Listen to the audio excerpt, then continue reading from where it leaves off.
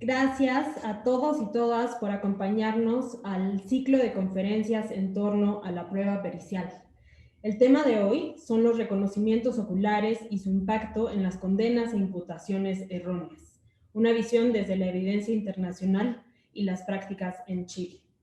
Esta es una actividad de divulgación del conocimiento jurídico organizada por la Escuela Federal de Formación Judicial. Sean todos y todas bienvenidas a este espacio de diálogo y deliberación.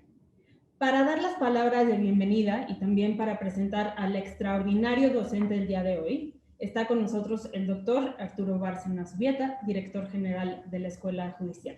Sin más, por favor, doctor, adelante. Muchas gracias, Marian. Buenas tardes a todas y a todos.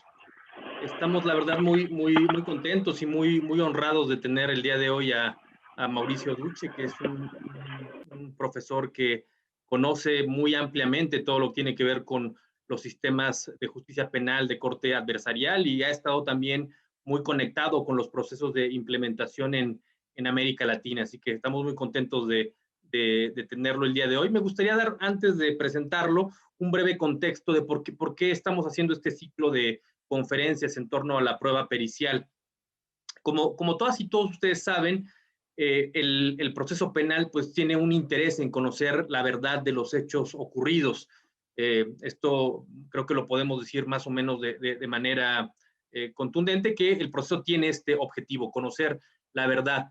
Y sabemos también que para conocer la verdad resultan fundamental las pruebas que se alleguen al proceso.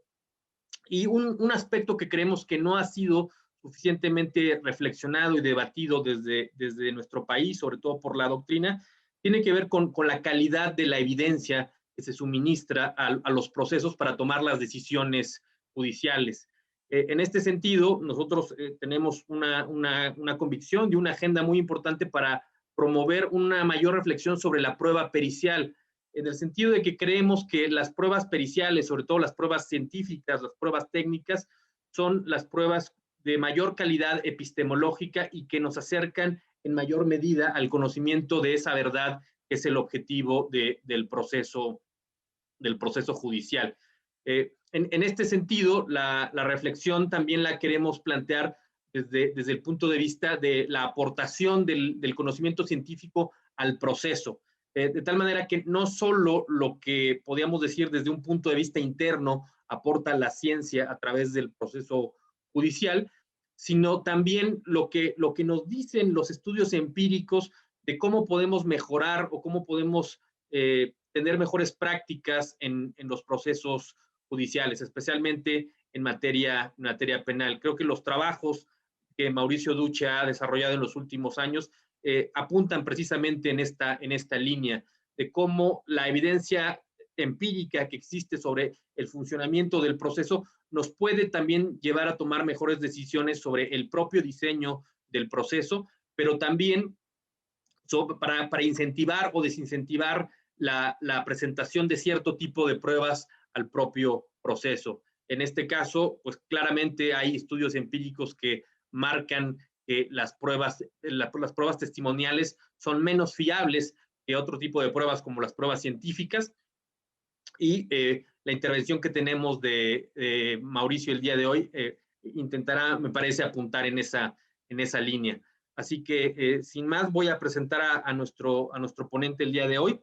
Mauricio Duche es abogado por la Universidad Diego Portales y maestro en Ciencias Jurídicas por la Universidad de Stanford.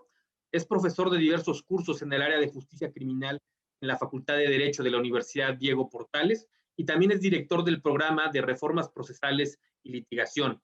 Ha sido profesor en diversas universidades en América Latina, Europa y Estados Unidos y es autor de numerosas publicaciones en Chile y en el extranjero sobre justicia criminal. En la actualidad es profesor titular de la Facultad de Derecho de la Universidad Diego Portales, en donde trabaja desde el año 1992. Sin más por el momento, le cedo la palabra a Marian y le doy de nuevo la bienvenida a Mauricio Duche a la Escuela Judicial Mexicana. Muchísimas gracias, doctor Bárcena. Bueno, pues antes de cederle la palabra al doctor Mauricio Duche, solo me gustaría hacer un pequeño anuncio. A quienes nos acompañan a través de la plataforma de Zoom, van a poder hacer sus preguntas y comentarios a través de la función de chat que aparece en la barra inferior de sus pantallas. Les rogamos dirigir sus cuestionamientos al usuario que pueden identificar con el nombre asterisco preguntas, con la finalidad de concentrarlas y formulárselas a nuestro ponente al término de su conferencia.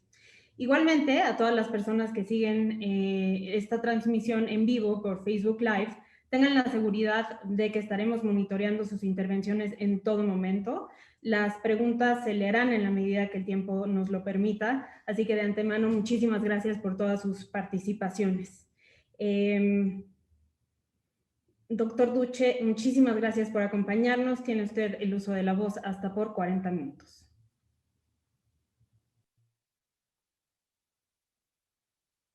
Bien, muy buenas tardes a todos y todas.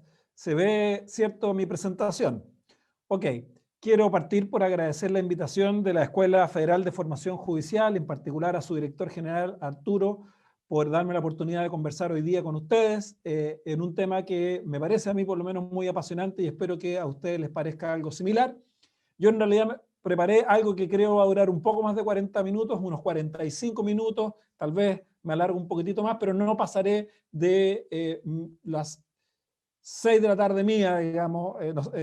Creo que ustedes tienen una hora más o una hora menos, no me acuerdo bien. Pero, en fin, ahí voy a tratar de controlarme. Lo que vamos a hablar, como se dijo hoy día, tiene que ver con los reconocimientos oculares, pero les voy a ofrecer una perspectiva, ¿cierto? ¿Qué es lo que nos aportan, ¿cierto? La evidencia científica hoy día disponible para entender el impacto que tiene esta actividad investigativa en las condenas e imputaciones erróneas en nuestros países y mostrarles luego alguna evidencia que yo he levantado en mi investigación empírica en Chile, que creo puede ser ilustrativa, ¿cierto?, de eventualmente algunos problemas que ustedes tengan en México, para concluir, ¿cierto?, con muy rápidamente revisar algunas propuestas, algún tipo de cuestiones que podríamos hacer para intentar superar los problemas que se identifican en la evidencia científica comparada y mi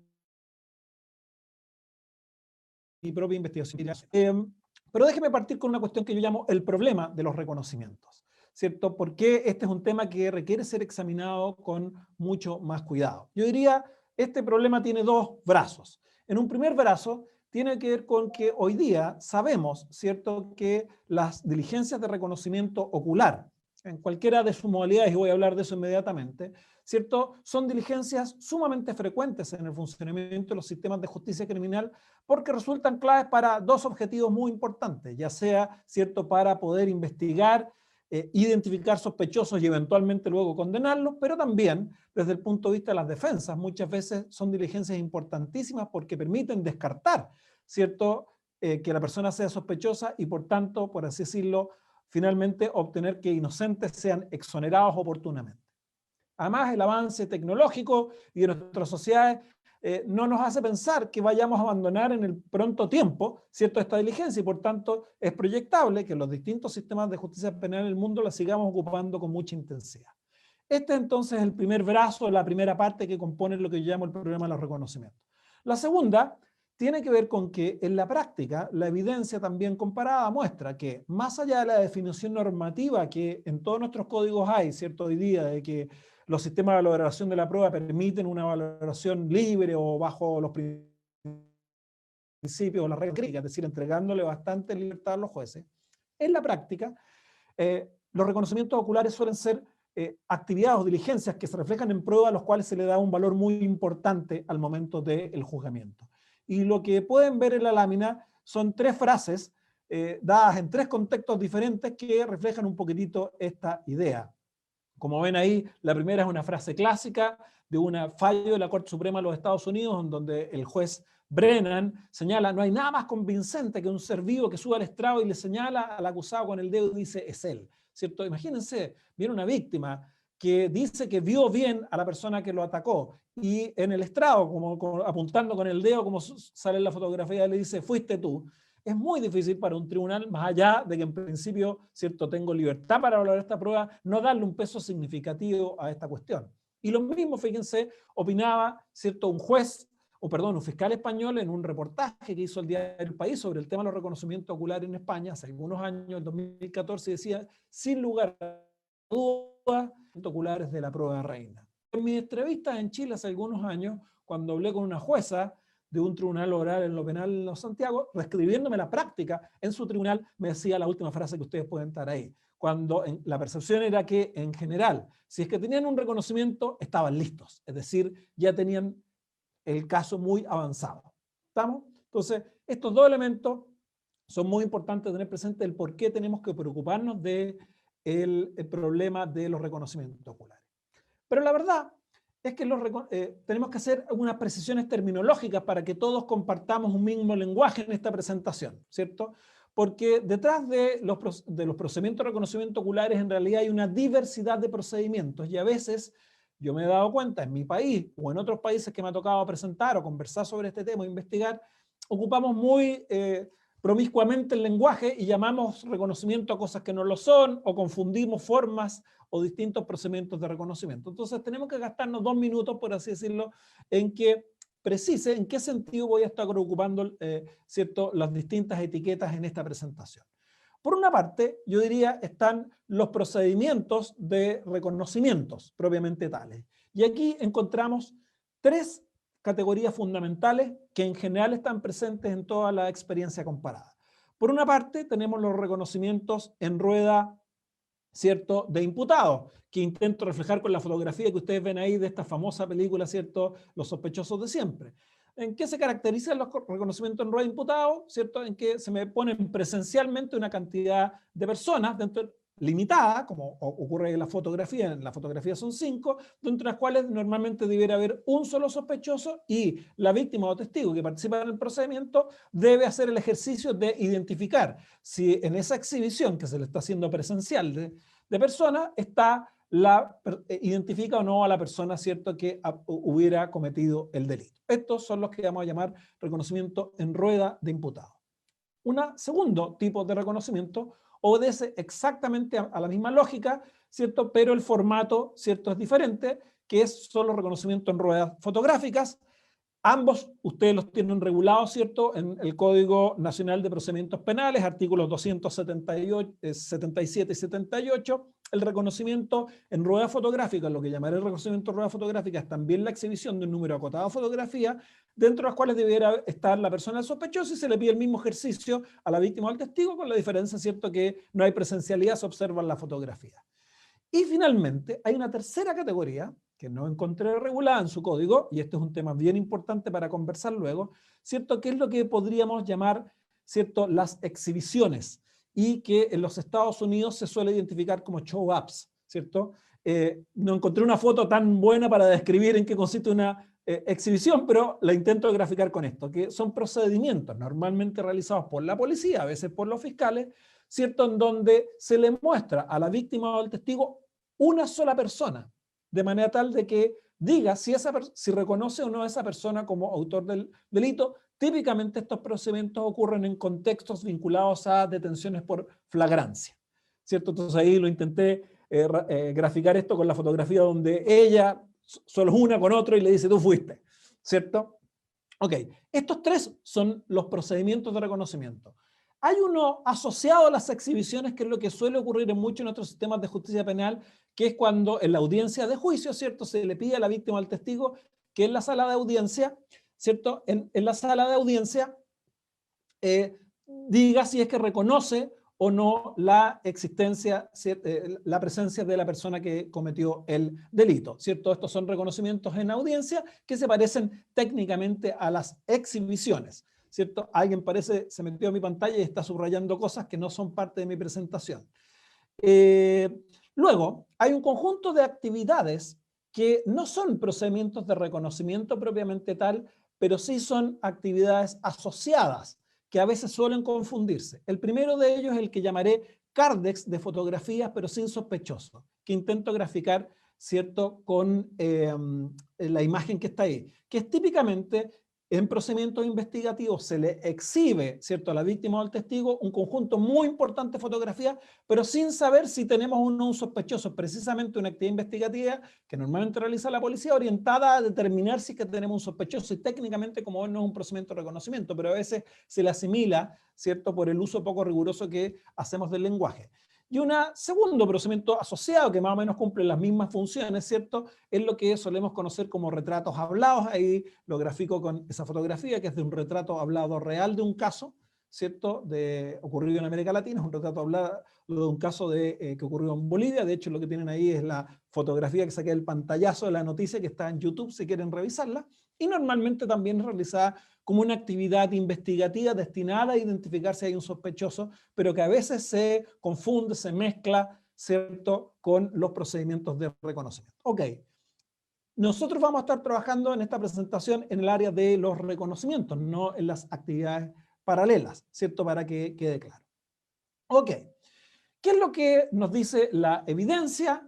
Nos dice que dentro de los procedimientos de reconocimiento, los que son más sofisticados son los procedimientos en rueda, ya sea, ¿cierto?, la rueda de imputados, como la que ven ahí, esa fotografía en que participo con varios imputados, profesores de Procesal de Chile, ¿cierto?, o, ¿cierto?, las ruedas de reconocimiento fotográficas. Estos son los más sofisticados y las exhibiciones los menos sofisticados. Y contrario a lo que la intuición a veces nos indica, no existiría, ¿cierto?, ninguna diferencia significativa, ninguna superioridad en términos de calidad de los resultados, tratándose de los reconocimientos en ruedas presenciales de los reconocimientos fotográficos, de acuerdo a lo describe la evidencia más reciente de Wells y otros, un trabajo de recientemente el año pasado, ¿cierto?, contrario a la intuición. Pero sí, lo que hay acuerdo en toda la evidencia es que, a pesar de ser los procedimientos más sofisticados y que no hay gran diferencia entre ellos, ambos son mucho menos precisos y confiables de lo que siempre hemos intuitivamente también creído. Y para mostrarles esto, simplemente les exhibo un dato que también traen a colación este estudio de Gary Wells y otros, como digo, pero que en este punto es más bien un meta-análisis, o sea, ellos lo que citan, identifican son un conjunto de otras investigaciones que existen en la materia. Hay cientos de estudios, ¿cierto?, de experimentos que se realizan en materia de reconocimiento, pero solo tomé un grupo de ellos, son estudios de campo que se han realizado sobre procedimientos de reconocimiento reales, ¿cierto? ¿Por qué? Porque uno siempre dirá, bueno, en los experimentos se pueden experimentar muchas cosas, pero no reflejan bien la realidad. Entonces solo tomé el dato del conjunto de estudios que se han realizado sobre la base de reconocimientos reales practicados por policía o ministerio público en distintos países. Wells, en su trabajo, y estos otros autores identifican 11 estudios de campo al año 2020, como pueden ver, con más de 6.734 casos de reconocimiento, y fíjense, estas son las tasas, ¿cierto?, de acierto y error que tienen estos procedimientos. Un 40% elige al sospechoso, que, ojo, no quiere decir necesariamente que era correcto, porque podría ser que la persona que pusimos de sospechoso no era el autor del delito, pero asignémosle un completo, ¿cierto?, tasa de acierto a esta situación. Un 40% elige al sospechoso, casi un 24% en cambio elige a lo que se denomina técnicamente un relleno, es decir, una persona que sabemos no pudo haber sido quien cometió el delito, y por tanto esto es un caso de reconocimiento errado, sin ninguna duda. Y además un 35% él decide no escoger, lo cual podría ser indicador tanto de acierto, si es que efectivamente la persona sospechosa que pusimos en la rueda no era el autor y por eso mismo la víctima o testigo no lo identifica, o podría ser error si es que la persona sospechosa era efectivamente quien cometió el delito y la persona no lo identificó. Pero, y por tanto, como pueden ver, las tasas de error, si distribuyéramos esto parejamente, estarían sobre el 40%. Pero descontemos los casos que no se decide escoger, ¿cierto? Despejado de eso, fíjense, la tasa de error es cercana al 36%, o casi 4 de cada 10 ruedas de aquellas más sofisticadas, presenciales o en fotografía, sabemos se cometen un error. Y resultados relativamente similares arrojan cientos de estudios, ¿cierto?, más bien, ¿cierto?, de laboratorio, experimentales, no de la realidad. Por ejemplo, un metaestudio que analiza 94 investigaciones sobre este tema del año 2008, ¿cierto?, muestra que la tasa de elección de relleno, ¿cierto?, es cercana al 28%, como es muy similar a este metaanálisis de los estudios practicados con casos reales.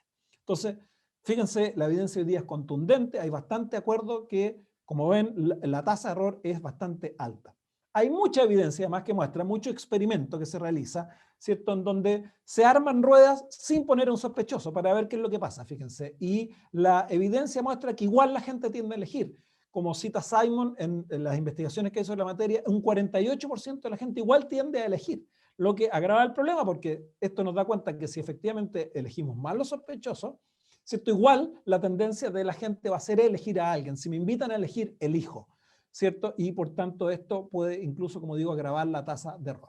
Además, sabemos que no existe necesariamente una correlación entre seguridad de quien reconoce y precisión o exactitud en el reconocimiento, aun cuando, y esto lo voy a congelar, hay evidencia más reciente que pone una cautela sobre esto, particularmente un muy reciente estudio publicado ahora en abril o en mayo de Smallards, Young y Wells, del cual si tengo tiempo voy a alcanzar a decir algo. Déjenme mencionar, ¿cierto? Esto me referí a los reconocimientos en rueda de imputados o en rueda fotográfica. Déjenme decir algo ahora sobre las exhibiciones, lo que llamé los show-ups, ¿cierto? Y hay otra fotografía que intenta graficar esta tal vez un poco mejor, ¿cierto? Porque el policía le dice es él o ella y ella dice sí, es él, ¿cierto? Lo apunta. ¿Por qué? Porque está viendo a una persona. Recuerden, en esto consisten las exhibiciones.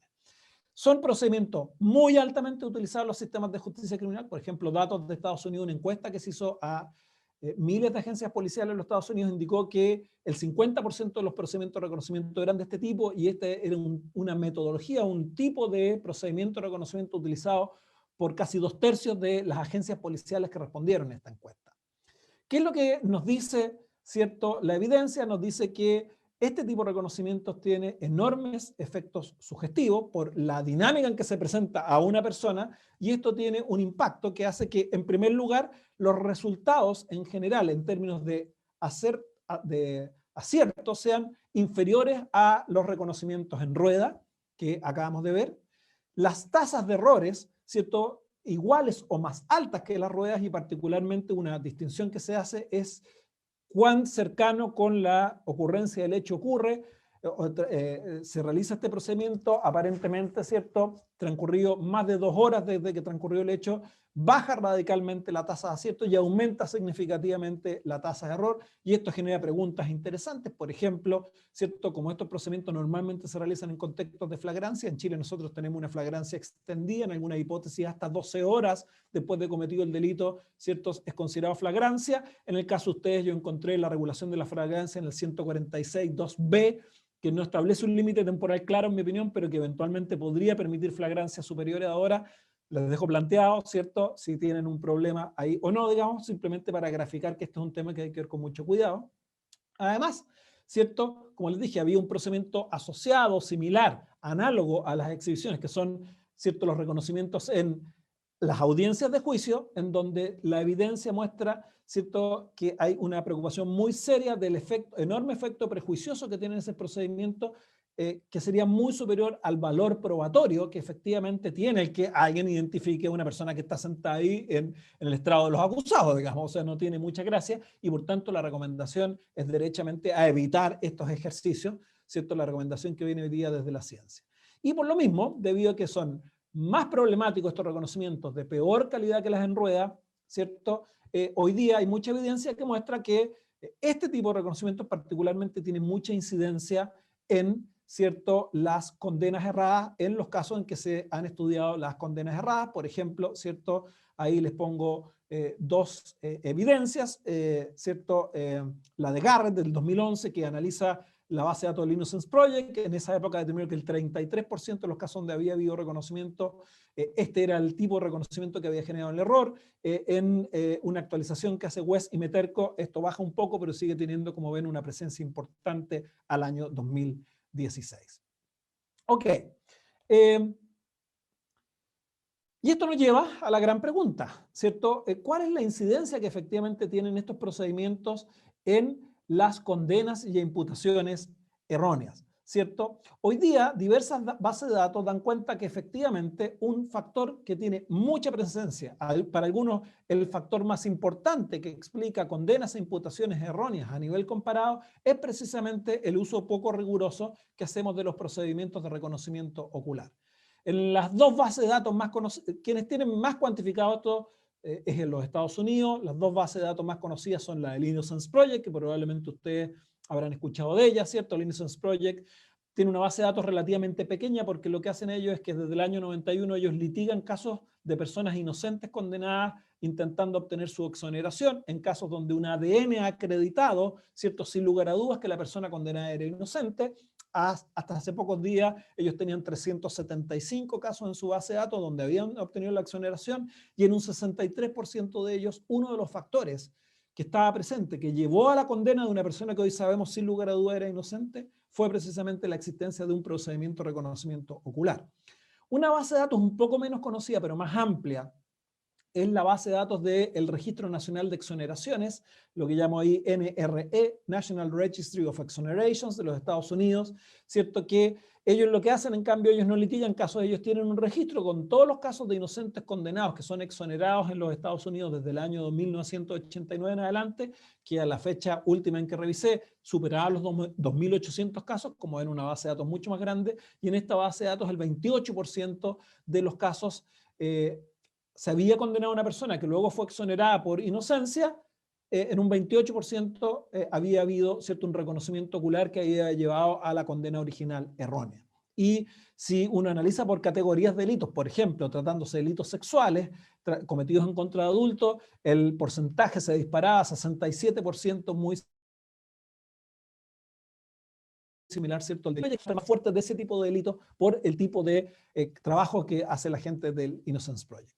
También no quiero alargarme mucho porque tengo un cierto límite temporal, ¿cierto? Hay evidencia que ha medido otros casos, que son los que yo llamo de imputaciones erróneas, ya no personas que han sido condenadas por sentencia firme, sino que personas que han sido objeto de una imputación, de una persecución penal, ¿cierto?, que luego descubrimos, ¿cierto?, era una imputación errónea y que normalmente trajo aparejado graves daños a la persona perseguida, por ejemplo, prisiones preventivas relativamente extensas, y las imputaciones son erróneas producto de algunos defectos de funcionamiento del sistema que si hubiera sido más diligente, por ejemplo, ¿cierto?, podrían haberse esclarecido mucho más temprano. Esta investigación es la llevada adelante por Gould, Carrano, Lío y otros. Ellos llaman estos casos los near misses y también identifican en una base de datos muy importante que ellos trabajaron, ¿cierto?, que la presencia de reconocimientos errados en explicar las imputaciones erróneas es muy importante y muy similar a la que tienen en los casos de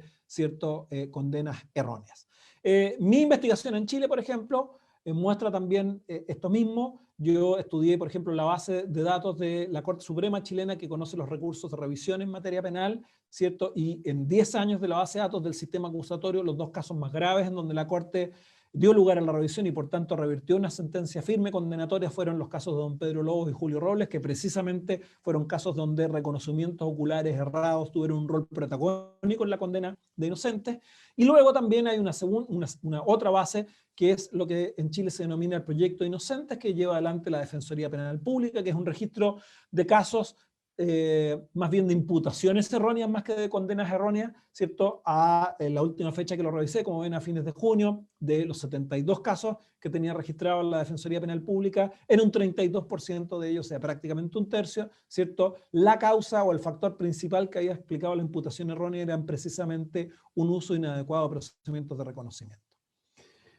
Entonces, tenemos evidencia y probablemente muchos de ustedes les empieza a saltar experiencias en sus propios estados, ¿cierto? En sus propias trayectorias profesionales de casos de este tipo que han sido factores que explican ciertas imputaciones o condenas erróneas. Ahora, déjenme darles un segundo dato sobre la magnitud del problema, dato que la primera vez que conocí me dejó muy, muy preocupado, porque tal vez conceptualmente todos podemos entender, ¿cierto? Decimos, bueno, sí, la gente se puede equivocar, ¿cierto?, en identificar a alguien y entendemos que esto puede llevar a una decisión errónea respecto de la persecución penal o de la condena. Pero, ¿qué es lo que pasa cuando en este caso hay 2 o 3 víctimas o 2 o 3 testigos, 4 o 5 incluso, que identifican, ¿cierto?, a una misma persona como el autor o la autora del delito? En ese caso, sería la coincidencia más grande de la historia, que todos identifiquen a la misma persona y por tanto esos casos deberían dar mucha confiabilidad. Bueno, no deberíamos confiar solo por la cuestión numérica. Por ejemplo, en el estudio que hizo Garrett en el año 2011, en la base de datos del Innocence Project, pudo determinar que en un 36% de los casos donde había habido reconocimientos oculares, estos habían sido realizados por más de un testigo y en algunos casos hasta por 5 y 6. ¿Cierto? Y nuevamente en la actualización que hicieron West y Meterco el año 2016, también determinaron que en un tercio de los casos, ¿cierto?, en un tercio de los casos había habido 3 o más reconocimientos, ¿cierto?, en el mismo caso realizados por 3 personas distintas, ¿cierto? Y igualmente estábamos en presencia de un error. Y como van a ver, esto tiene que ver porque muchas veces los problemas de reconocimiento no solo están en la persona, sino que en los procedimientos que lleva adelante el sistema de justicia penal, y por tanto, si los procedimientos están mal realizados, podemos poner a 30 personas, las 30 se van a equivocar. Así que el puro número, ¿cierto?, no es un factor que asegure confiabilidad si es que da las condiciones para asegurar esa confiabilidad. Ok, ¿por qué ocurre esto? ¿Cierto? Esta creo es una pregunta interesante y esto daría para varias charlas más, ¿cierto?, que no tengo tiempo, por lo cual voy a resumir en 2 o 3 ideas, ¿cierto? La primera idea es que hoy día, afortunadamente, tenemos mucha evidencia que proviene de la ciencia. Y cuando hablo de la ciencia, hablo de la ciencia de verdad. No como nosotros decimos ciencias jurídicas como si fuéramos ciencia de verdad. No, eso en Chile diríamos medio chamullento. No somos científicos realmente, ¿cierto? En el sentido duro, con los métodos científicos. Por tanto, hablo de la ciencia real. Hoy día tenemos un conjunto de disciplinas que provienen desde la ciencia que han estudiado, ¿cierto?, este fenómeno y que nos arrojan pistas muy interesantes. Estas disciplinas incluyen, ¿cierto?, algunas de las que señalo ahí en la lámina. Un muy buen resumen del estado del arte, me parece, está en este reporte que hizo la National Academy of Science de los Estados Unidos en 2014, que es el que pongo la lámina aquí, ¿cierto? Este Identifying the Culprit. Lamentablemente es en inglés, pero quienes puedan leer en inglés, ¿cierto?, o por lo menos entiendan, se los recomiendo, lo van a encontrar en internet,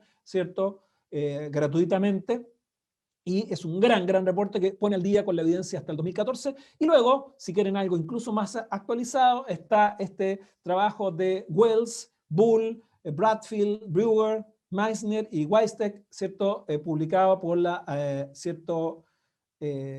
Law and Human Behavior el año pasado, que pone al día esto. También lo van a encontrar por ahí dando vuelta en internet, por lo menos yo lo encontré gratuitamente y no soy particularmente un avanzado tecnológico que me permita bajar cosas que no se pueden bajar, así que me imagino ustedes también lo van a encontrar ahí. Básicamente, ¿qué es lo que dice toda la evidencia? ¿Cierto? Que esto se explica porque los seres humanos tenemos limitaciones en nuestra percepción visual y especialmente en el funcionamiento. Son los 2 procesos cognitivos, por ponerles algún nombre, que son los que trabajan, ¿cierto?, los que se ponen en operación para practicar los reconocimientos, ¿cierto? Los reconocimientos son fundamentalmente un ejercicio de memoria y nuestra memoria, nuestra percepción visual, ¿cierto?, son mucho más limitados de lo que, ¿cierto?, pensamos. Y como digo, sobre esto hay una enorme, ¿cierto?, cantidad de evidencia hoy día que proviene desde la ciencia. Algunas de las cuestiones, por ejemplo, que dice esta evidencia, ¿cierto? Algunas de las cuestiones que dice esta evidencia. Una creencia fuertemente instalada en las personas es que nuestra memoria funciona como una máquina fotográfica. De hecho, hay encuestas, ¿cierto?, que muestran que la gente suscribe fuertemente esta creencia. Claro, si uno entiende, uno piensa que nuestra memoria funciona como una máquina fotográfica, claro, los procedimientos de reconocimiento no son procedimientos muy sofisticados desde el punto de vista del ejercicio de la memoria, ¿cierto? Pues si yo le saco una foto a Marien, que la estoy viendo, ¿cierto?, aquí en mi pantalla, y guardo esa foto en mi cabeza, y luego me invitan a México cuando ya se acabe la pandemia, por lo menos podamos movernos más con la pandemia, me invitan a la clase y Marien me va a buscar al aeropuerto. Bueno, si la memoria fuera una máquina fotográfica, yo traería la foto que tengo guardada de ella, la comparo, ¿cierto? Y va a ser fácil darme cuenta que es ella, salvo que, no sé, pues se cambie el color de pelo, crezca o se achique, no sé, o sea, cosas muy, ¿cierto?, grandes, probablemente el ejercicio de reconocerlo va a ser fácil. ¿Cuál es el problema? Lamentablemente la memoria no funciona así, ¿cierto? Y como la memoria más bien lo que hace no es sacar una fotografía, sino como dice un neurocientista argentino, Mariano Sigman, en un libro sobre neurociencia, que no tiene que ver con los reconocimientos, porque estudiar esto uno se tiene como estudiar otras cosas.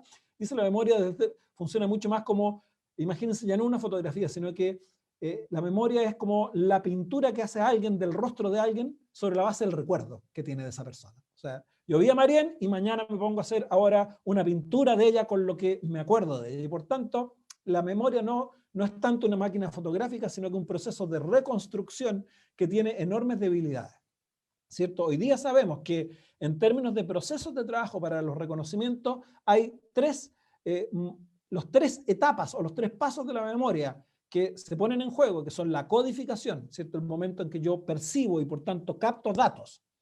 Luego el paso del almacenamiento, que es el momento donde los datos que yo he percibido y captado los guardo en algún lugar en mi memoria, en un almacén en mi cabeza, ¿cierto? Y luego la recuperación, que es cuando ocupo, ¿cierto?, uso de esa información almacenada para hacer juicios, ¿cierto? Estas tres etapas la memoria puede ser contaminada, puede ser distorsionada, lo cual significa, ¿cierto?, que se va a perder la calidad, la confiabilidad de los procesos de reconocimiento. A ello agréguele, por ejemplo, que tenemos mucha evidencia que nos muestra que en general los seres humanos somos malos codificadores de rostros desconocidos, ¿cierto? O sea, no estamos acostumbrados a codificar datos, ¿cierto?, para reconocer rostros de personas que no conocemos. Gastamos nuestra energía cognitiva en hacerlo con las personas que nos vinculamos, pero no con las personas que no nos vinculamos solo casualmente. Todo esto, creo yo, queda muy bien graficado en la división clásica, ¿cierto?, que planteó Gary Wells por allá por el año 78, pero que todavía se ocupa en casi toda la literatura especializada en este tema, que es que distingue, ¿cierto?, en los factores que podrían afectar precisamente estas distintas partes, ¿cierto?, del trabajo a la memoria, la codificación, almacenamiento y recuperación, y que son claves para evaluar la confiabilidad de un reconocimiento. Esta división distingue dos tipos de factores, ¿cierto?, que son los factores del incidente y los factores del sistema. Los factores del incidente tienen que ver, o a veces, como ustedes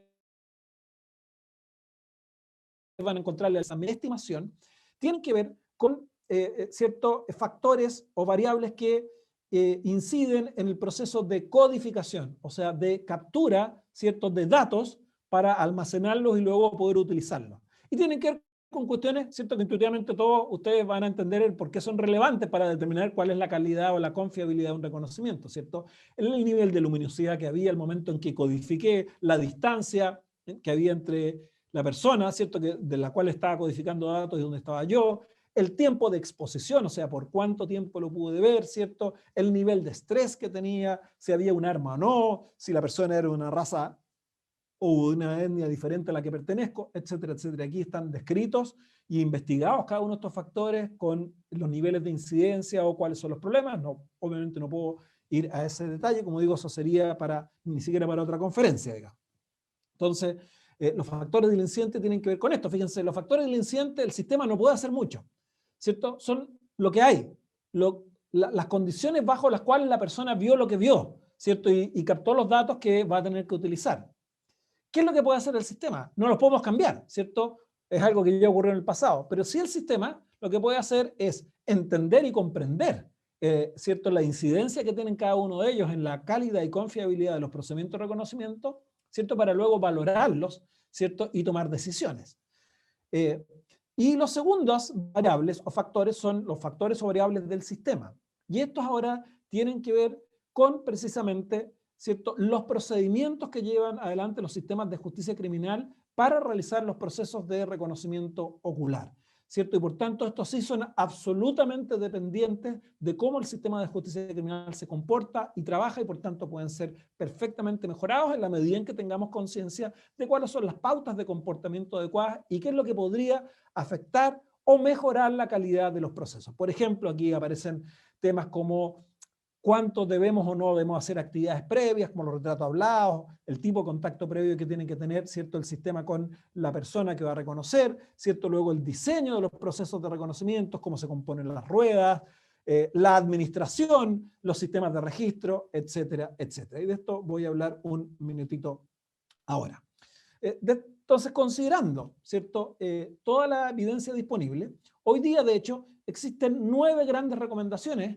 Como digo, estos autores que he citado bastante, ¿por qué los cito? Porque este trabajo lo que hacen ellos es un análisis de toda la evidencia disponible, y este es un encargo de la Asociación Americana de Psicología y de la Asociación Americana de Psicología, ¿cierto?, y Law and Society, que les pide a ellos, tomen toda esta evidencia, estos son senior specialists, altamente reputados, y actualicen las recomendaciones que la asociación había hecho el año 98, que fueron decisivas en la construcción de los procedimientos de reconocimiento ocular por todos los organismos de persecución penal de los Estados Unidos hacia fines de los 90. Y ellos se dieron cuenta que habían pasado 20 años, que había mucha evidencia nueva y que era necesario actualizar estas recomendaciones para que nuevamente, ¿cierto?, fueran tomadas por la Agencia de Persecución Penal, por los sistemas de defensoría, etcétera, etcétera, como un instrumento para mejorar la calidad de los procesos de reconocimiento. Y aquí van a ver el tipo de cuestiones y les pido que vayan pensando mentalmente en cómo estas cuestiones se cumplen o no en su propia realidad, y luego yo les voy a contar algo de mi investigación en Chile. Es clave como primer paso en cualquier procedimiento de reconocimiento la existencia de una entrevista previa. Y esta entrevista previa tiene que realizarse tan pronto sea posible luego de que se cometió el delito, ¿cierto? Esta es la recomendación básica. Además, hay pautas relativamente precisas acerca de cuál es el contenido que tiene que tener esta entrevista previa. Dentro de estos contenidos, ¿cierto?, lo que mínimo se espera es que se le pida a la persona, a la víctima o al testigo, ¿cierto?, que dé una descripción detallada de la persona que habría cometido el delito, la descripción más detallada que sea posible, ¿cierto? En segundo lugar, se le pide que realice un autorreporte acerca de cuáles fueron las condiciones de observación, ¿cierto?, en que ocurrieron los hechos para poder efectivamente identificar las variables o factores de estimación. Como verán ustedes, esto tiene que ver con eso, ¿cierto? Que nos relate si tiene conocimiento previo o no de la persona sospechosa. ¿Por qué? Porque sabemos hoy día muchas veces reconocemos no necesariamente que han cometido el delito, sino que a personas que vinculamos con el delito. ¿Por qué? Porque hacemos procesos que se denominan transferencia inconsciente. Entonces, el primer paso, esta entrevista previa, tan pronto sea posible, con estos contenidos, ¿cierto? Luego está muy pauteado el tipo de instrucciones que hay que dar en esta entrevista previa, ¿cierto? Se deben dar instrucciones explícitas por parte de los actores del sistema que la llevan adelante de que no se debe conversar con otros testigos sobre el reconocimiento, no deben realizar ningún trabajo de identificación por su cuenta. Por ejemplo, en Chile es común que la gente se entusiasma y empieza a investigar por Facebook o por otro para ver si pilla, descubre fotografías del potencial. No pueden hacer eso. Cualquier cosa que haga de esta puede contaminar la memoria y puede contaminar la calidad del procedimiento de reconocimiento. Y además, última recomendación para que vean solo de la entrevista previa, es que esta entrevista previa debería quedar registrada audiovisualmente para tener precisamente una información completa de, ¿cierto?, los contenidos, las instrucciones, las interacciones que hubo, ¿cierto?, entre la gente del sistema que llevó adelante la entrevista y el testigo o víctima. Segunda gran recomendación, ¿cierto?, que es la recomendación en cómo decidimos cuando tenemos un sospechoso que debe ser incluido, ya sea en una rueda fotográfica o en una rueda, ¿cierto?, de imputados presenciales, ¿cierto? La inclusión, la gran recomendación es que la inclusión del sospechoso no debe ser simplemente al olfato policial o, ¿cierto?, en Chile nosotros diríamos tincada, ¿cierto?, o hunch, no sé, como dirían los gringos, ¿cierto?, sino que la razón por la cual decidimos poner una persona que sería la persona sospechosa que integra esa rueda es porque tenemos alguna evidencia disponible que genere la sospecha, alguna evidencia de calidad, ¿cierto?, con anterioridad. Y esta evidencia debe estar documentada antes de configurar, ¿cierto?, la rueda. ¿Por qué? Porque sabemos que la gente, aunque yo ponga personas que no son sospechosas, la gente va a elegir y por tanto tenemos que evitar el riesgo de poner personas que, ¿cierto?, no estén vinculadas y que pueden ser elegidas erróneamente y que eso puede llevar a condenada inocente, ¿cierto? Una tercera gran recomendación, yo diría central, ya vinculada a la administración de los procedimientos de reconocimiento, ¿cierto?, tiene que ver con la exigencia del doble ciego, es decir, que ni el administrador, ni quien administra el procedimiento, ni el testigo debieran saber quién es el sospechoso que está en la rueda, ¿cierto? Y si no se puede un doble ciego puro y estricto, hay medidas equivalentes, por así decirlo, equivalentes funcionales al doble ciego que se deberían explorar. ¿Por qué es esto? Porque hoy día toda la evidencia científica demuestra que si el administrador, por ejemplo, tiene conocimiento de cuál es la persona sospechosa que se puso en la rueda, aún inadvertidamente, aún sin intención de hacerlo, va a transmitir pistas que pueden contaminar la calidad y la confiabilidad del reconocimiento. Y por tanto, esa es una cuestión que hay que evitar, porque muchos de los problemas de los reconocimientos tienen que ver con este proceso de contaminación, que puede ser verbal o incluso no verbal, pistas que tienen que ver con miradas, con movimientos, con señalamientos, y como digo, aún de personas completamente honestas que no quieren perjudicar los procedimientos, pero si lo sabe, puede que transmita estas pistas o podría incluso luego retroalimentar, que también es otro problema. Veamos muy rápidamente las otras recomendaciones. A nivel de construcción de las ruedas, ¿cierto? La regla básica es que en una rueda, ya sea fotográfica o presencial, solo puede haber una persona sospechosa. Una. No puede haber más de un sospechoso, ¿cierto? Y este número es medio mágico, la misma investigación lo determina, ¿cierto? 5 rellenos apropiados. ¿Por qué es mágico? Porque podrían ser 4 también, ¿cierto? Porque eso ya 4 o 5 reduce la chance del azar, ¿cierto? Que es lo que se intenta reducir. ¿Por qué no más? Bueno, porque la reducción porcentual con más números ya es poco significativa y en cambio se agregan muchas dificultades para la construcción de ruedas razonables. Entonces, no es más garantista decir 8 o 10, ¿cierto? Porque, por ejemplo, en el caso chileno, un protocolo estableció 7 y nunca se ha podido realizar una rueda porque nunca tenemos 7 personas aparte del sospechoso para poder hacerla. Entonces, este 5 o 4, ¿cierto? El 5 es el que recomiendan ellos, es un número que reduce la chance del azar y permite hacer realizables este tipo de ruedas. Y, ojo, estos rellenos tienen que ser apropiados porque este número tiene que ser un número, ¿cierto?, funcional, ¿cierto? Tienen que tener una apariencia física, eventualmente con vestimentas similares entre ellos y otros factores potencialmente contextuales, ¿cierto?, que hagan que haya una posibilidad de identificarlo. Si la víctima dice fue una persona de color verde la que cometió el delito y en la rueda pongo solo una persona de color verde y todos los demás son de color, ¿cierto?, morado, ¿cierto?, no tenemos una rueda de 5 rellenos apropiados. Es una rueda de 1, es una exhibición, básicamente, ¿cierto? Porque lo que me están pidiendo, ese verde que está ahí es el verde o no. No, ¿cierto? No hay posibilidad de elegir.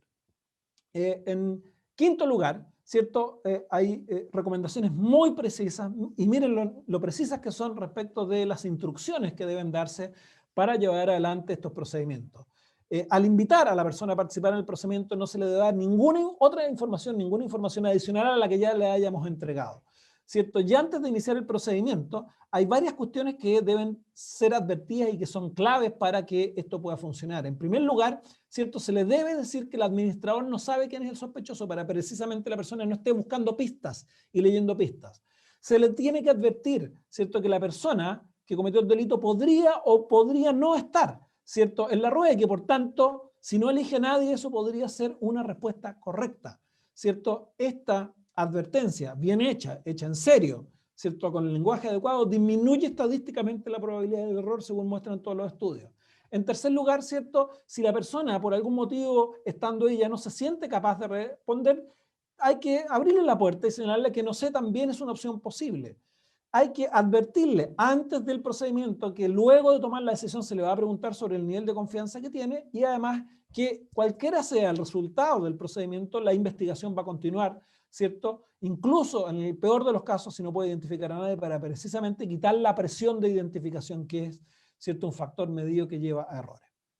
Luego del procedimiento está esta recomendación, como digo, más reciente, que en forma inmediata hay que pedirle el nivel de confianza, ¿cierto?, que tiene la persona en el reconocimiento. Esto por dos razones, porque la evidencia más reciente muestra que si el procedimiento ha respetado todos los pasos previos, ¿cierto?, y se han dado todas las condiciones que puedan asegurar su calidad, el nivel de confianza sí puede ser un factor importante. No ocurre esto cuando no se han seguido todos los pasos previos no son rigurosos. ¿Por qué? Porque el nivel de confianza puede estar inflado artificialmente. Entonces, solo si se han seguido todos los pasos, el nivel de confianza puede ser un buen indicador, ¿cierto? Y además, es muy importante como registro histórico, porque puede ser que la persona no tenga un nivel de confianza importante, pero luego, en el transcurso del procedimiento, por acción del propio sistema de justicia criminal o por cómo funciona nuestra memoria, puede ser que la persona más adelante se sienta con niveles de confianza muy superiores a los que realmente tuvo. Esto es un factor muy común. Y por tanto, tenemos que tener información histórica para poder medirlo. Recomendación básica, registro audiovisual ahora de todo el procedimiento, ya no de la entrevista previa, sino de todo el procedimiento, ¿cierto? No se deben reducir. El procedimiento de reconocimiento es como las vacunas de un solo shot, ¿cierto? Todos los requisitos hay que cumplirlos en el primer procedimiento de reconocimiento, porque del segundo para adelante nunca sabemos con precisión si la persona está reconociendo que han cometido el delito o está reconociendo que han reconocido primeramente. O sea, los procedimientos sucesivos son un problema. Y muchas veces nuestro sistema de justicia criminal ocupan varios procedimientos de reconocimiento, ¿cierto? Le hacen una fotografía, después lo llevan presencialmente, después lo llevan de nuevo, etcétera, etcétera. Y los show-ups, ¿cuál es la gran recomendación? Las exhibiciones, uno a uno, tienen que ser evitadas.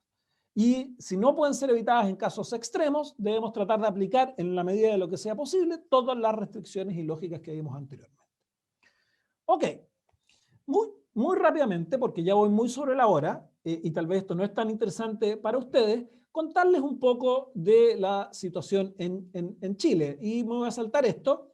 Voy a contarles un poco de los resultados de una investigación empírica. Ahí tienen la imagen, ¿cierto?, a mano derecha de la pantalla, el paper que está publicado en una revista electrónica a la cual pueden acceder gratuitamente, revista Política Criminal, así que quienes se interesen lo pueden bajar, es un paper algo largo, sí, tiene como 90 páginas, pues la investigación fue bien extensa, y básicamente lo que intenté fue intentar evaluar la calidad, o más bien cómo se estaban llevando adelante los procedimientos de reconocimiento ocular en Chile, para ver si estábamos respetando, ¿cierto?, estas recomendaciones básicas o no, y determinar si tenemos potencialmente un problema. Y muy rápidamente, no voy a ir en detalles sobre esto, simplemente para ilustrar el tipo de cuestiones, después puedo las preguntas contarles un poco más la metodología, cómo lo llevé adelante.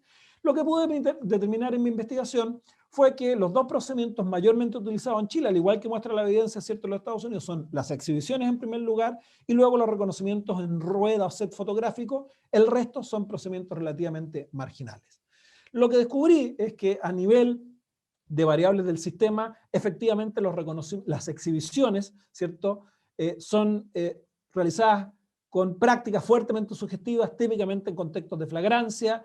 Pude trazar las modalidades, ¿cierto?, cómo ocurría esto, por ejemplo, que se llevaba a la víctima al cuartel policial y, casualidad, justo estaba una persona que la víctima dice, ese fue el que cometió el delito, nadie sabe por qué estaba ahí, pero la víctima lo identifica. Se parece que los autores del delito, luego de cometer los delitos, van a los cuarteles policiales para ser identificados casualmente. Fue una práctica que encontré, o prácticas vinculadas a cómo se toma la persona, se le lleva a dar vueltas en los vehículos policiales y ahí las personas lo apuntan desde el vehículo policial a la calle, modalidades de ese tipo, ¿cierto?, muy fuertemente sugestivas, el tipo de contacto, la comunicación que tienen con los oficiales, cómo se lleva adelante.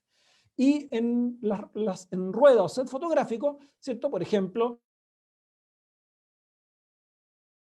y en un porcentaje importante de casos no se hacen descripciones previas, o las descripciones previas son extremadamente vagas, genéricas o de baja calidad. También detecté problemas importantes en términos de las comunicaciones, la falta de advertencias, del tipo de advertencias que les dije que hay que hacer, el tipo de lenguaje, incluso cómo los policías conceptualizan cuál es el objetivo de nuestros procedimientos. Ellos creen que el objetivo es identificar a alguien y por tanto tienden a poner presión para la identificación, ¿cierto?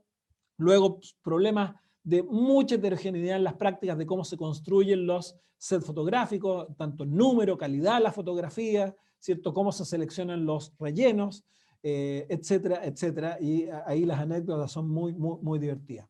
Algunos problemas comunes a ambos procedimientos, yo diría, el primero de ellos es que ambos quedan registrados en sistemas de registro que en mi opinión son extremadamente precarios y muy poco confiables, fundamentalmente actas escritas, actas de reconocimiento que tienen una información absolutamente, por así decirlo, estereotipada o burocratizada, muy poca información acerca de cómo se realizó, ¿cierto? Esto en el mejor de los casos, en el peor de los casos es casi un registro humano en el parte o en el informe policial de investigación, ¿cierto? Por ejemplo, en las exhibiciones ahí se dice que se hizo y no hay un acta ni siquiera específica, ¿cierto? Como digo, muy poca información, ¿cierto?, de respaldo de cómo ocurrieron los procedimientos, que dificulta enormemente evaluar su calidad. Y en segundo lugar, determiné que en la práctica, ¿cierto?, prácticamente no existe el doble ciego, ¿cierto? Y por tanto, normalmente quienes realizan los procedimientos conocen, ¿cierto?, a la persona del sospechoso. Algunas variables a nivel más bien de variables de estimación. Recuerden, ¿cierto? Por variables de estimación, les dije, eran los factores dados, lo que ocurre cuando la persona codifica, percibe los datos, pero allí lo que les dije, el principal riesgo o el principal desafío para el sistema no era tanto cambiar la realidad de algo que ocurrió, sino que entender bien la existencia de estas variables para poder valorar adecuadamente, ¿cierto?, y darle peso adecuado a los procedimientos de reconocimiento, ¿cierto? Y entonces intenté mirar cómo se hacían efectivamente estos procesos. Claro, el descubrimiento básico es que en un sistema de juicio oral como el chileno, como el de ustedes, ¿cierto?, en general allá, el formato en el cual se introduce el reconocimiento no es una prueba autónoma, sino que el formato que se introduce es típicamente la declaración de la víctima, que va a hablar de que se le invitó y que hizo el reconocimiento y que reconoce a la persona, o del funcionario, ¿cierto?, policial típicamente, que llevó adelante el reconocimiento. Lo que detecté, ¿cierto?, es que las prácticas de litigación dejaban bastante que desear. En los exámenes directos practicados por el Ministerio Público normalmente eran incompletos. ¿Qué es lo que quise decir con esto? Generalmente, ¿cierto?, toda la información requerida para poder evaluar la confiabilidad vinculada a variables de estimación no sale en la audiencia de juicio, ¿cierto? Incluso salen algunos elementos que han sido descritos por la evidencia como poco confiables, Y en ese contexto detecté que había mucho menos nivel de contraexamen que uno esperaría, y como digo, tienen unos datos, pero da lo mismo el dato, lo relevante para ustedes es el hallazgo, ¿cierto? Y muy poco uso de la evidencia científica como criterios para conducir los contraexámenes. A nivel de valoración, ¿cierto? Esto tuve mucha entrevista con jueces, con fiscales, con defensores, con abogados, ¿cierto? Pude descubrir que efectivamente se le otorga un peso importante, y en un análisis de sentencias que hizo un estudiante magíster mío, que luego se transformó en esta publicación de un libro, Mario Catalán, ¿cierto? Que analizamos una muestra a nivel exploratorio de sentencias de juicio oral en los que se habían producido reconocimientos, identificamos que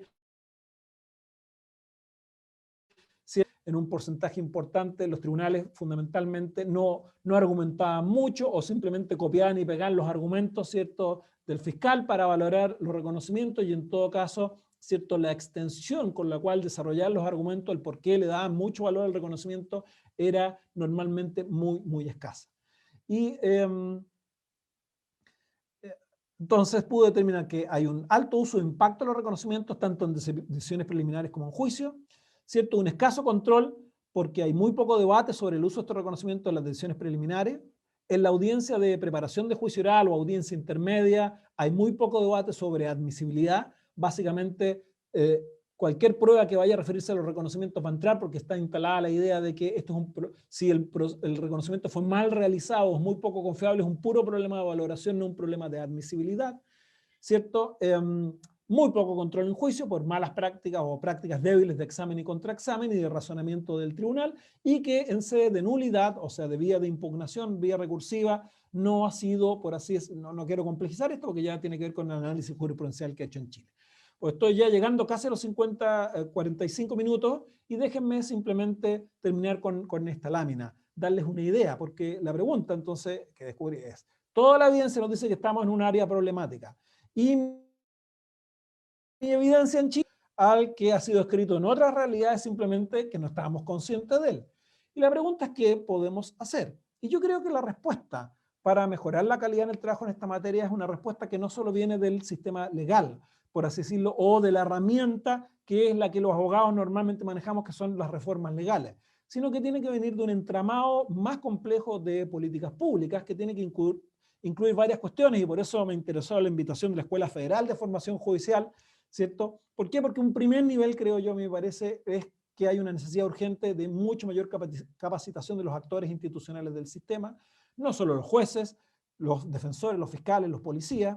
Mi investigación indicó que ninguno de ellos tiene una formación específica sobre esto. Quienes entienden o conocen más son por iniciativas individuales que han investigado por inquietud, porque asistieron a un seminario, porque tuvieron un profesor, pero no enseñamos a nuestros actores del sistema legal, por ejemplo, sobre estas cuestiones, sobre la ciencia que hay detrás de esto. Le enseñamos el derecho en la escuela de derecho, le enseñamos el derecho en la escuela de formación, los evaluamos en derecho, y luego todos los cursos de perfeccionamiento son en derecho, pero no les enseñamos nada de esto, y por tanto no nos debería extrañar que luego no consideren variables de estimación al momento de valorar, porque no tienen ni idea de ellas, no saben qué es lo que dice la ciencia sobre esto, ¿cierto? Segundo lugar, simplemente para esbozar algunas líneas de trabajo, yo creo que hay una necesidad imperiosa de introducir mucho más la tecnología para mejorar la calidad de los procedimientos en varios niveles. Un nivel evidente, ¿cierto?, es que, como vieron, las recomendaciones internacionales nos dicen que los sistemas de registro de procedimientos de reconocimiento deberían dejar de ser actas escritas, que son las que típicamente existen en nuestros países. Deberíamos avanzar a registros audiovisuales, tanto en la entrevista previa como en el proceso mismo, ¿cierto? Pero también la tecnología puede tener un impacto en mejorar algunos formas de llevar adelante los procedimientos. Por ejemplo, hoy día existen sistemas computacionales automatizados para realizar los reconocimientos en fotografía, en donde básicamente reducimos la interacción entre funcionario, ¿cierto?, y víctima o testigo. ¿Por qué? Porque ponemos a la persona, ¿cierto?, a la víctima o al testigo frente a un computador, el computador selecciona las fotografías de acuerdo a ciertos criterios y registra todas las interacciones, va dando las instrucciones, y por tanto nos aseguramos que las instrucciones estén dadas en el lenguaje, en la forma que queremos, registra los tiempos de respuesta, etcétera, etcétera, y esto incluso se puede hacer remotamente, con lo cual, ¿cierto?, hoy día, por conexión que tenemos por internet, reduce enormemente costos. Entonces, la tecnología nos está entregando grandes posibilidades, por ejemplo, para resolver algunos problemas de calidad, confiabilidad, de doble ciego, etcétera, etcétera.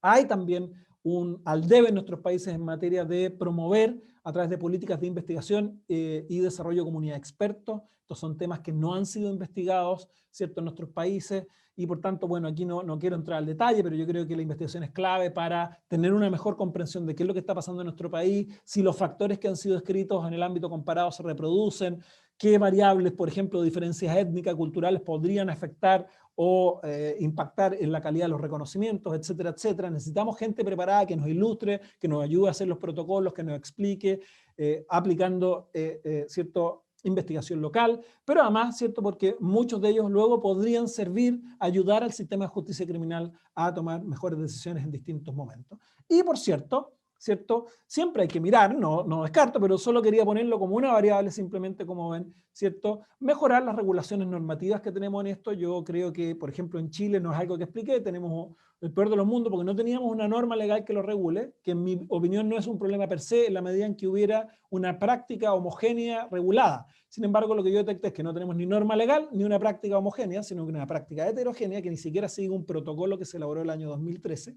En el caso ustedes tienen una regulación normativa, 277 a 279, la pregunta es si esa regulación normativa es un avance, lo dejo formulada como una provocación, no soy yo quien la va a evaluar, ¿cierto? Y llamarles a tener cuidado, las normas no cambian la realidad, ¿cierto? Y hay que tener mucho cuidado con que pensar que si tenemos una mejor norma, los procedimientos sí o sí van a mejorar, pero sí las normas cumplen algunos roles, mandar señales políticas si es que los actores tienen una práctica que se aleja mucho del ideal. Bueno, la norma puede tender a disciplinarlos, le entrega herramientas de litigación a los actores para poder disciplinar ese comportamiento. Y claro, luego viene todo un debate, qué es lo que deberían tener normas sobre este tema, y no me voy a detener en ello porque es más complejo, pero yo creo que hay que evitar la tentación de poner mucho detalle en esta cuestión. Hay muchas regulaciones que ponen mucho detalle y algo que muestra, lo que le he intentado mostrar es que la evidencia científica en esto es extremadamente dinámica y por tanto rigidizar en ley puede tener problemas, ¿cierto? Y en cambio sí hay algunos criterios básicos que en mi opinión deberían estar y no necesariamente están. O sea, a veces las cosas importantes no están en nuestras legislaciones y sí rigidizamos detalles que luego la evidencia nos dice no eran tan relevantes. Bueno, eso es lo que tenía, creo que llegué como a los 50 minutos. Muchas gracias por su atención y ojalá que no les pase lo que me pasó a mí por participar en un procedimiento de reconocimiento que terminé como salgo ahí en la fotografía. Bueno, muchas gracias. Voy a bajar ahora la presentación para ir a las preguntas. Muchísimas gracias, doctor Duche. De verdad que no podría ser más pertinente esta discusión sobre reconocimientos oculares en México. Seguramente usted está familiarizado con los datos que arrojó la encuesta nacional a población en reclusión que se hizo en 2016 en México, a 85,000 personas privadas de la libertad a lo largo y ancho del país. Y la encuesta arroja datos muy interesantes sobre el tipo de pruebas que se usan para sustentar sentencias condenatorias en México y como podíamos intuir, el reconocimiento ocular es una de las 3 principales pruebas que se usan para pues la fundamentación de una sentencia condenatoria. Su uso tan extendido invitaría a pensar que es una figura muy regulada en México, pero como usted ya apunta, el Código Nacional de Procedimientos Penales hace pues apenas un avance, ¿no?, en el tema de regulación con el objetivo de reducir el margen de error en estos procedimientos, pero pues es una regulación bastante escueta cuando se le compara con la regulación que existe en Estados Unidos, que existe en Inglaterra, en Holanda, etcétera. No contempla figuras como las que ya expuso la figura del administrador, ni esta regulación de la comunicación o digamos de las reglas de comunicación de quienes administran estos procedimientos hacia los testigos. Y yo creo que uno de los problemas más grandes que existen en México sobre el procedimiento tal como está regulado es que se implementa en casos excepcionales. Tal como pasa en Chile, esta regulación que se vierte en el Código Nacional ha hecho que para los ministerios públicos, porque en México son los ministerios públicos y las fiscalías quienes administran estos procedimientos, pues tengan complicaciones técnicas como de encontrar el número de, nosotros lo llamamos distractores, de vestirles con las mismas, digamos, con ropas similares, que tengan las mismas características físicas. Y entonces lo que sucede es que estas identificaciones suceden en ese espacio temporal que permite la flagrancia, de la que usted ya hablaba, o bien sucede durante la audiencia, pues sin ninguna de las salvaguardas para asegurar la confiabilidad de estos señalamientos. Y pues eso, por supuesto, supone un riesgo inmenso para la administración de justicia y pues con relativa certeza podríamos afirmar que hay un número importante de personas inocentes en prisión acusadas con base en reconocimientos oculares que suceden por una valoración acrítica de esta prueba y que, digamos, pasan sin debate y sin mayor control judicial, como usted ya muy bien apuntaba. Entonces, pues con esta reflexión me gustaría dar inicio a la primera ronda de preguntas y me gustaría aprovecharme de que estoy aquí yo moderando esta conversación para hacerle una primera pregunta, y es, ¿qué tan importante es? Porque quizás en el contexto mexicano y en el latinoamericano de pronto no se dimensiona qué tan importante es pasar del registro escrito al registro videograbado de estos procedimientos de identificación. ¿Qué tan importante es un registro videograbado de los procedimientos de identificación para que jueces y juezas valoren adecuadamente no solamente pues, las circunstancias en las que sucede la identificación, sino también que, digamos, atestiguen el grado de certeza que tiene el testigo sobre la identificación que está realizando? Me quedaría con esta pregunta y una vez que responda le voy a formular unas preguntas adicionales. A ver, yo creo, te la respondo muy rápido, yo creo que es clave, es central. O sea, si yo viniera el Dios, cualquiera sea el Dios de cualquiera de las creencias que tengan las casi 500 personas que hay acá, digamos, para no, ¿cierto?, me diera el poder de dictar una regla en el Código Procesal Penal chileno o para el mundo sobre reconocimiento oculares, yo lo primero que regularía es que los procedimientos tienen que estar registrados audiovisualmente. ¿Por qué? Porque el registro audiovisual es lo que te va a permitir generar condiciones para controlar la calidad del proceso de reconocimiento. ¿Por qué? Porque ahí vamos a poder ver, ¿cierto?, las cosas que se le dicen, cómo están conformadas las ruedas, ¿cierto?, el tiempo de reacción, el lenguaje ocupado por la persona, ¿cierto?, el lenguaje. Y eso es clave para poder luego, aun cuando, sácate que vas a poner el video, digamos, en la audiencia. Esto es lo que va a permitir a una defensa, a un ministerio público, tomar mejores decisiones.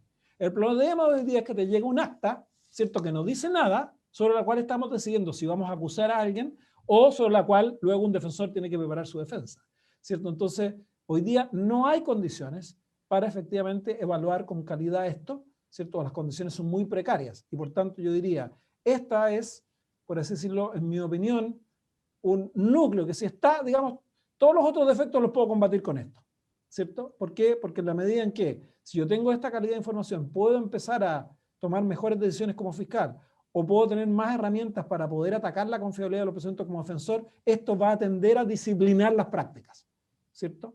Entonces yo diría, base, es donde yo me jugaría, si se puede hacer una cosa, esto es lo que yo haría.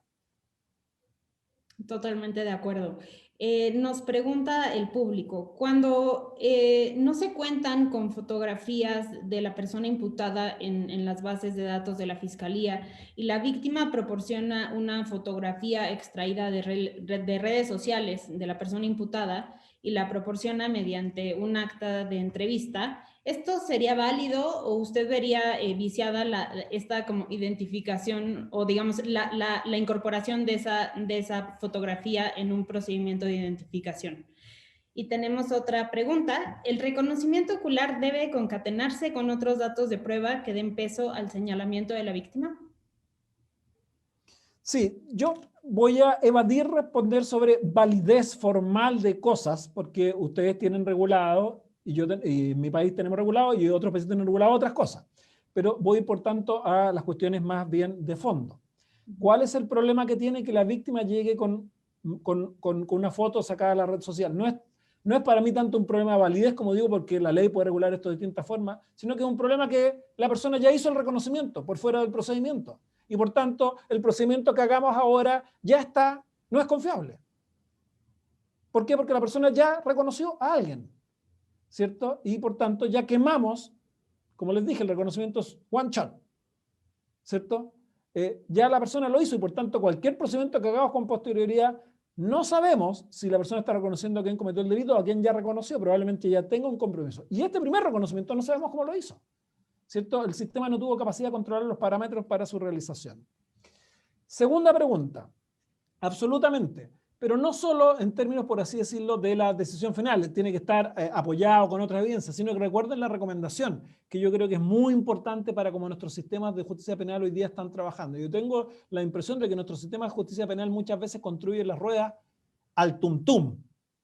¿Qué entiendo yo al tuntum? Por ejemplo, hace una rueda de fotografía y dicen, bueno, pongamos foto aquí de los típicos delincuentes que roban aquí en este barrio. Y entonces, ¿a quienes ponen como sospechosos? Ponen punto uno a varios sospechosos, ¿cierto? O sea, cualquiera que elijan va a ser el autor, y además sin ningún criterio de selección. ¿Qué es lo que dice? Recuerden la recomendación.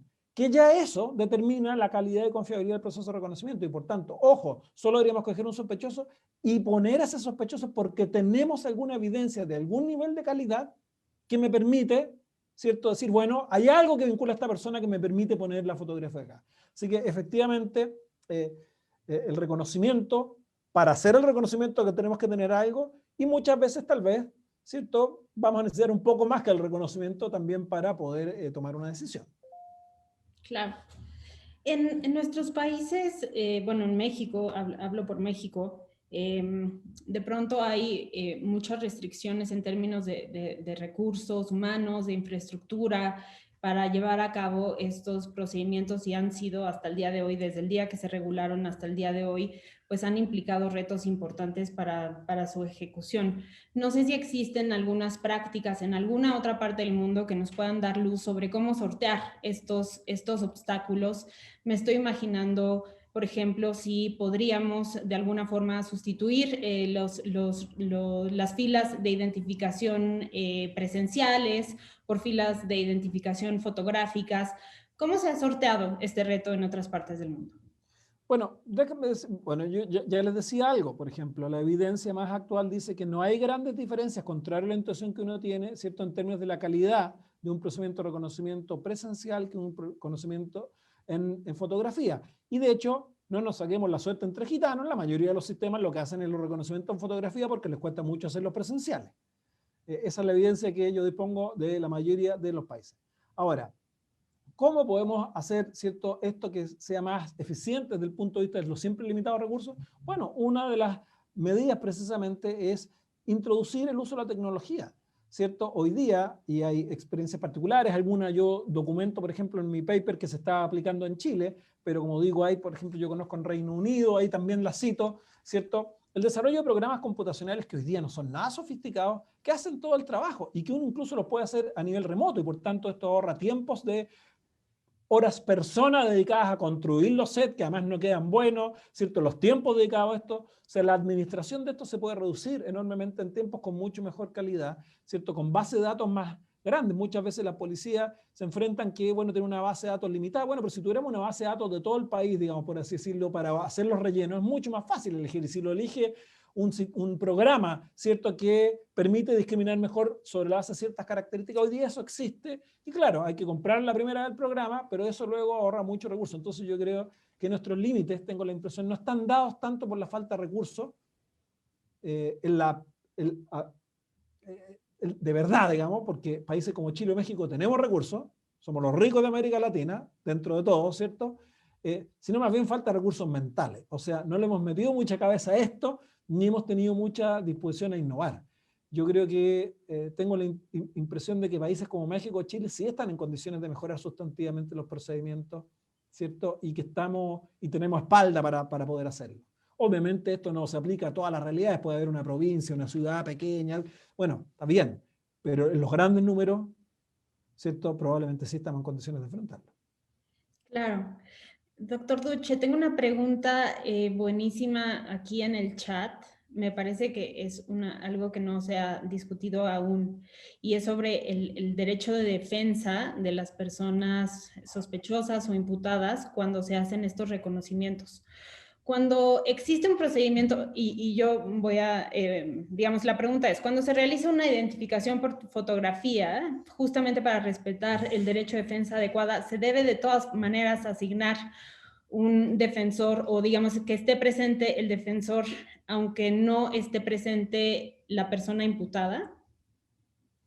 A ver, ustedes esto tienen nuevamente una regla respecto del tema de la presencia del defensor, y por tanto yo no puedo hablar de validez o qué es lo que tiene que hacer.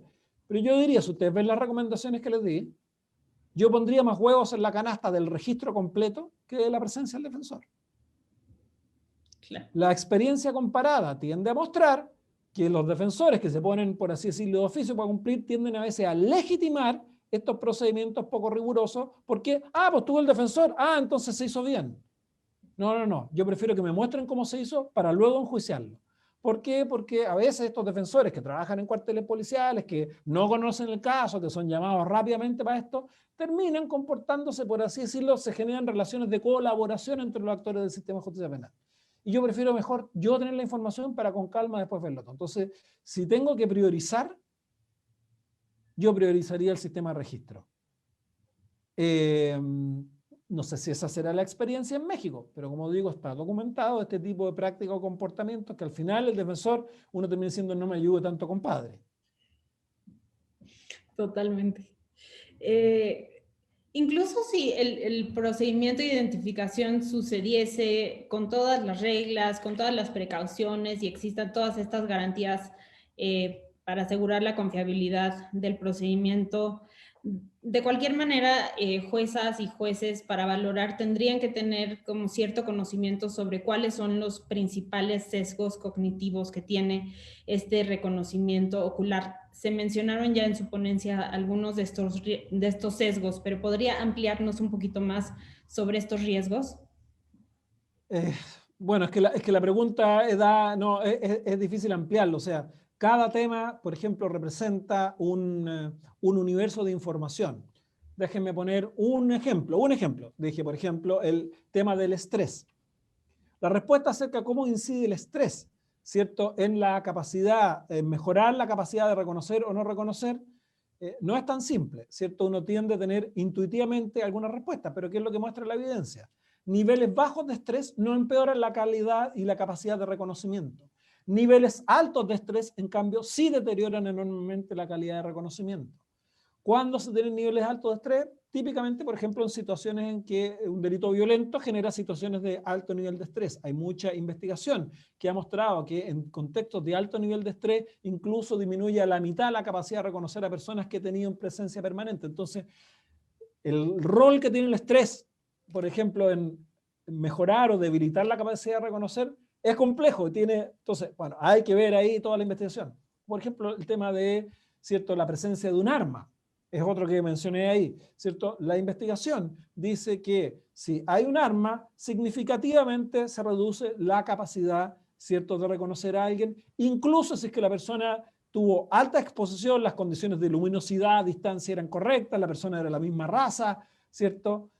Si hay un arma, disminuye radicalmente. ¿Por qué? Porque se produce, bueno, lo que ellos llaman weapon effect, efecto arma, una focalización en el arma. Incluso hay una investigaciones alemanas que citan Margarita Dijes y Nieve Pérez Mata en un texto que también español que recomiendo mucho de hace unos 3 o 4 años que pone al día la literatura en español sobre esto, ¿cierto? Que ellos experimentaron no con un arma propiamente tal, sino que hicieron experimentos con un doctor y una enfermera que tenían una jeringa o un lápiz. Cuando había jeringa, disminuía sensiblemente la capacidad de reconocer a las personas. ¿Por qué? Porque la gente se focalizaba en la jeringa. O sea, a ese nivel, imagínense, si uno va a ver un doctor, ya la jeringa nos pone nerviosos y genera este efecto de túnel, de visión de túnel. Entonces, todos estos factores son los que están ahí y como digo, hay mucha investigación y además hay mucha evolución. Déjame darte otro ejemplo que a propósito de una norma que ustedes tienen, a propósito de la construcción de los reconocimientos. Había un enorme debate en la literatura científica comparada acerca de si son mejores los procedimientos simultáneos versus los secuenciales. ¿Cierto? Ustedes pusieron la norma de secuencialidad. Efectivamente, la práctica tradicional era, ¿cierto? La simultaneidad. Las ruedas, las fotografías que yo puse para hacer la mantenida tienen que ser simultáneas, pues, secuenciales, no se ve el efecto que quería mostrarles, ¿cierto? Pero la simultaneidad, todos a la vez, versus uno a uno, ¿cierto? Ese era el procedimiento tradicional. Sin embargo, se consolidó evidencia científica que mostraba que era mucho mejor o tenía ventajas, mejoraba en porcentaje estadísticamente relevante en la calidad de los reconocimientos si eran más bien secuenciales uno a uno, porque se evitaba el efecto relativo de tener que elegir al que más se parecía y hacía juicio absoluto uno a uno. Sin embargo, si ustedes ven el reporte de la National Academy of Science, este que cité del 2014, el Identifying the Culprit, lo que ellos realizan es un análisis muy detallado de toda la evidencia y dicen que potencialmente la evidencia disponible en ese momento tenía un cierto sesgo y por tanto no era tan decisivo ni claro que efectivamente lo secuencial fuera mejor que, ¿cierto?, lo simultáneo, y que lo que había que hacer era nueva investigación que corrigiera este sesgo. Yo sé que se ha realizado nueva investigación y aparentemente nuevamente lo secuencial está empezando a, ¿cierto?, a tener evidencia que lo sustenta, pero es un poco menos claro que lo que era hace 5 años, digamos. Como digo, no he leído la última evidencia sobre esto, pero quiero mostrar lo dinámico que es esta cuestión y por tanto en cada una de ellas, ¿cierto? Hay mucha literatura, mucha evidencia y esta es una de las razones por las que les digo, tenemos que promover, generar conocimiento experto en nuestras sociedades, ¿cierto? O sea, tenemos que tener gente que sabe de esto, que está investigando, que sea la que nos eduque, ¿cierto? Porque claro, yo me entusiasmé con este tema y he leído mucho en estos últimos años, pero yo soy un abogado, como la mayoría asumo de acá. Y como abogado sé lo que saben los abogados nomás, ¿cierto? Entonces, hay un desafío enorme. Sin duda lo hay. Si me permite, doctor, una última pregunta antes de despedirnos y cerrar esta conferencia. Me gustaría conocer su opinión respecto a las identificaciones que suceden en la sala, ya digamos, en audiencia. En México es muy común que esta práctica de que se le pide a la persona que funge como testigo señalar si está presente en la sala la persona que cometió el delito y sucede una identificación en ese momento. En su opinión, ¿esto debería digamos, prohibirse por la ley penal? Es una práctica que en mi opinión carece de sentido. Como ha dicho la literatura que proviene de la evidencia científica, ¿cierto? Son procedimientos altamente prejuiciosos, ¿cierto? Y que llevan a todo tipo de prácticas luego divertidísimas, ¿cierto? Para tratar de evitar ese efecto prejuicioso, porque tenemos sentado ahí a la persona, además que la ha visto varias veces en procedimientos previos. Bueno, lo más probable es que, ¿cierto?, se reconozca. Y luego los sistemas empiezan, que si los defensores se ponen creativos, le ponen peluca a los clientes, los llevan vestidos igual que él para que se confunda. Todas esas son tonterías realmente. O sea, tienen un alto efecto prejuicioso y un muy bajo valor probatorio. La recomendación es que este tipo de procedimiento carece de sentido. Además, normalmente corresponde a una visión sucesiva, o sea, un reconocimiento que se realiza cuando siempre queda mucho reconocimiento y por tanto no debieran aportar.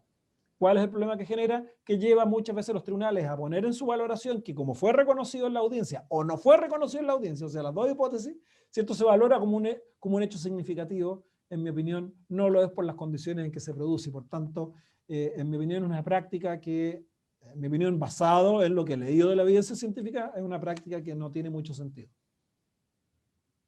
Pues muchísimas gracias, doctor Duche, por su explicación, por su exposición, por compartirnos su experiencia, por compartirnos esta investigación que, si no estoy equivocada, es una de las únicas investigaciones en la materia que hay en América Latina y que sin duda pues resultan muy valiosas para países como el nuestro, porque la experiencia es mucho más cercana a nuestro sistema de justicia. Así que muchísimas gracias por acompañarnos el día de hoy. De verdad le damos pues un agradecimiento amplio a nombre de la Escuela Federal de Formación Judicial. Y a todos quienes nos acompañan, a nuestras invitadas, a nuestros invitados, no se despeguen de nuestras redes sociales para seguir conociendo de más acciones de divulgación y de promoción del pensamiento jurídico que hemos preparado para todas y todos ustedes. Por favor, sigan manteniéndose al tanto de nuestras publicaciones en redes sociales y que tengan un excelente día. Muchas gracias y buenas noches. Bueno, muchas gracias a ustedes también por sus interesantes preguntas y su atención y por la invitación.